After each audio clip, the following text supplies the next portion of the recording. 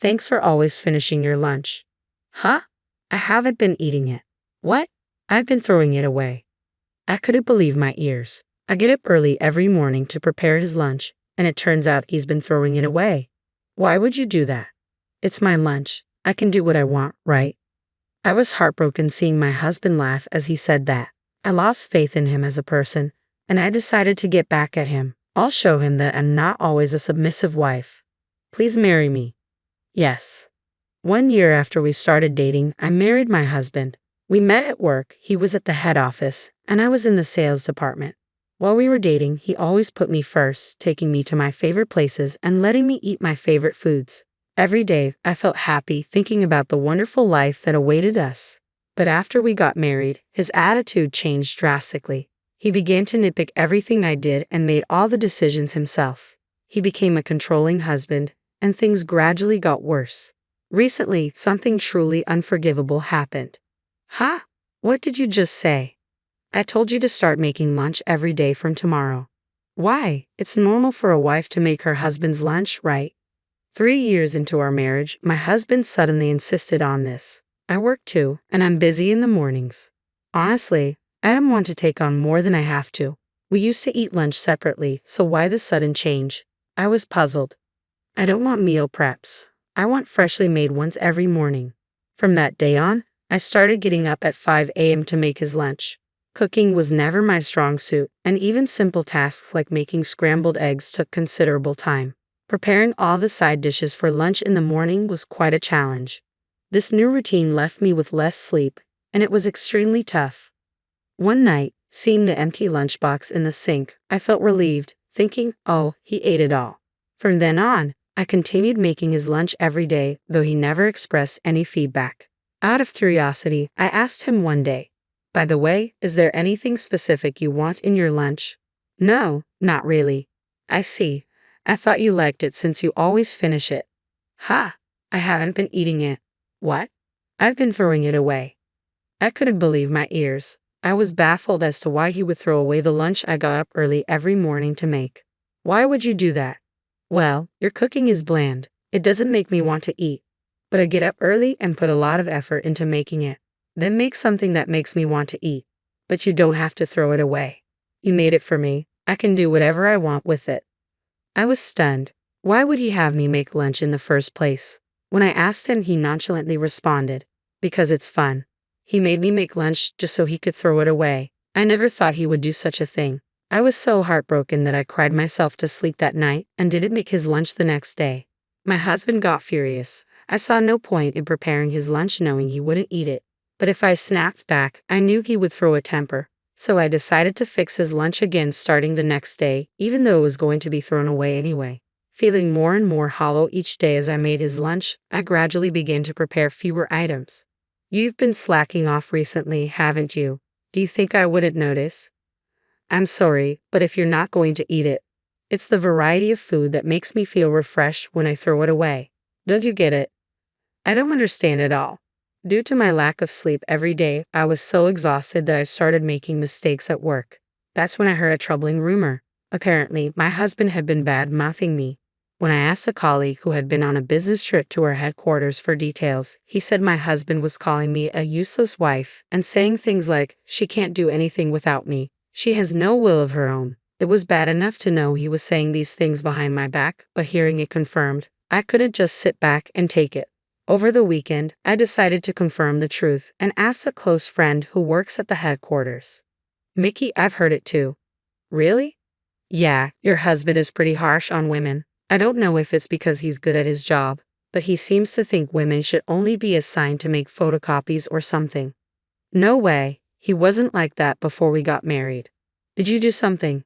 It's the other way around. I'm the one being treated poorly. How's he treating you?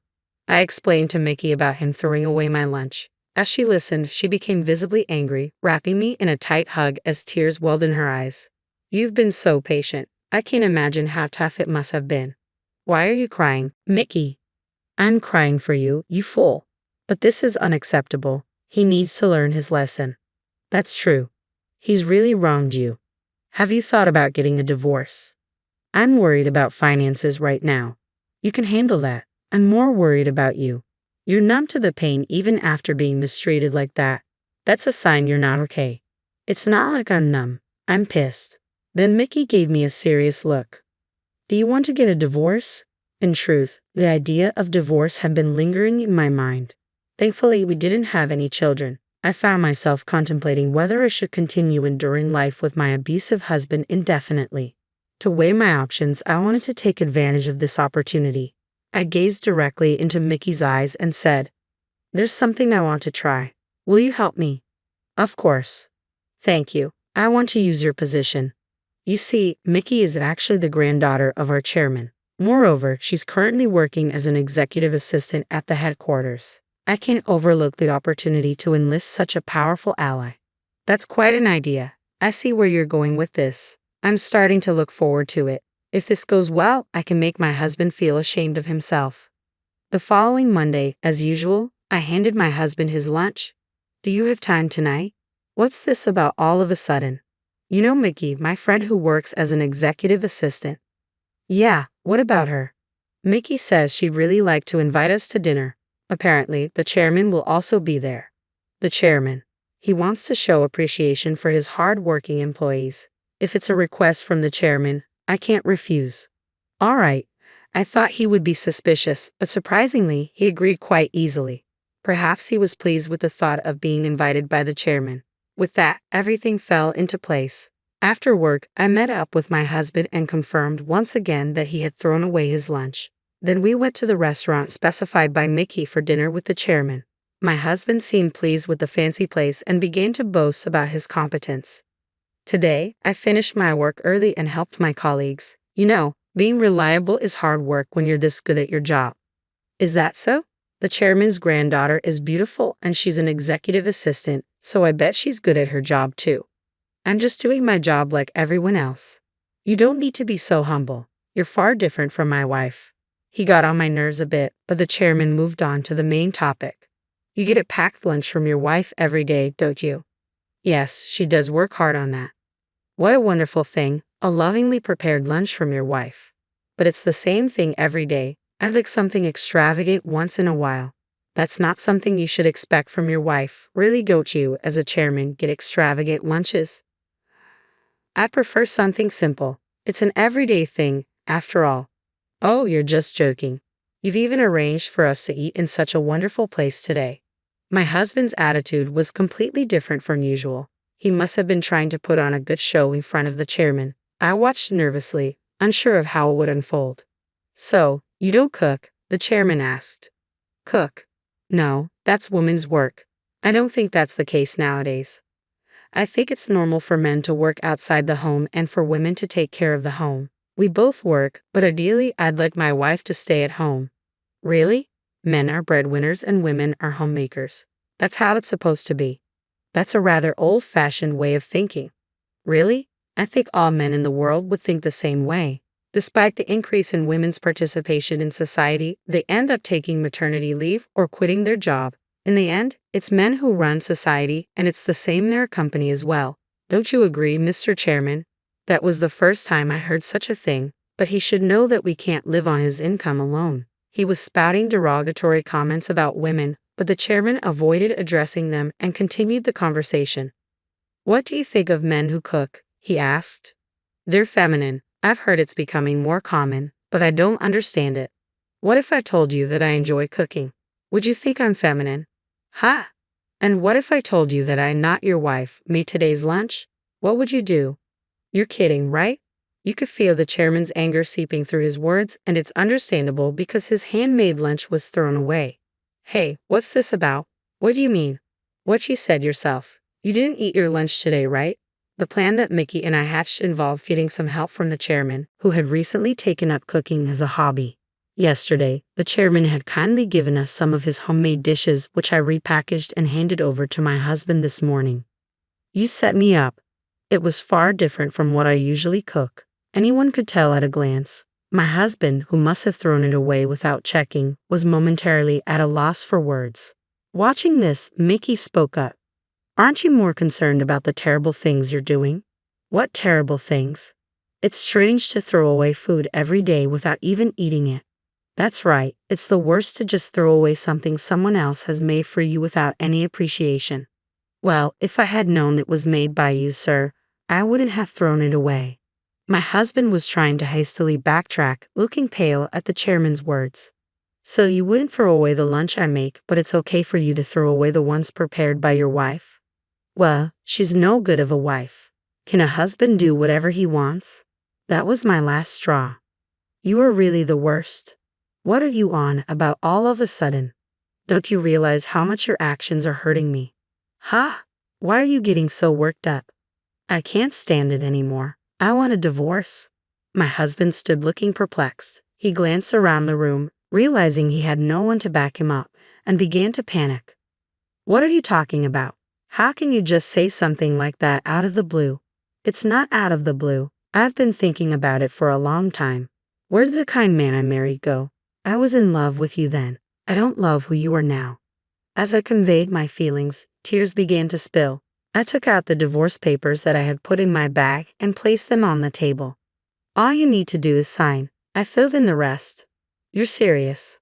If this looks like a joke to you, you're more helpless than I thought. Do you think you can survive after a divorce?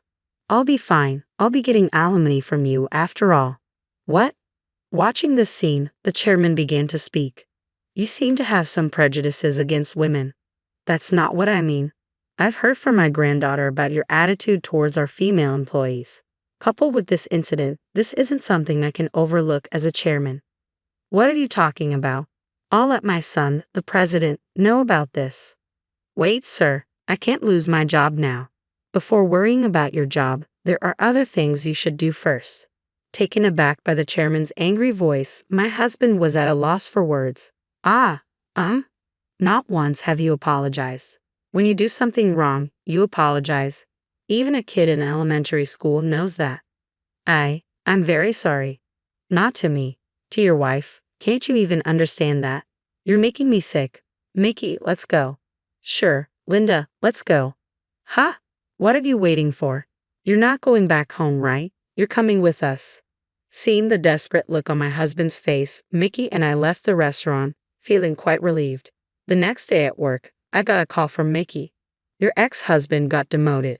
Demoted? When HR investigated his work behavior, there were complaints from female employees, one after another. Is that so? And apparently his performance in sales has plummeted. He deserves it. It seems that he was transferred to a sales branch in the countryside, where the women were quite formidable. At first, he seemed to resist and continued his tyrannical behavior, but the place was filled with tough women, like old-school matriarchs. Within a week, he was unable to talk back. Now he is so respectful of the women in the office that he even voluntarily makes copies. 2 weeks later, Mickey contacted me again. I was issued a notice of termination and was told that I would be transferred to work at the head office in a secretary position.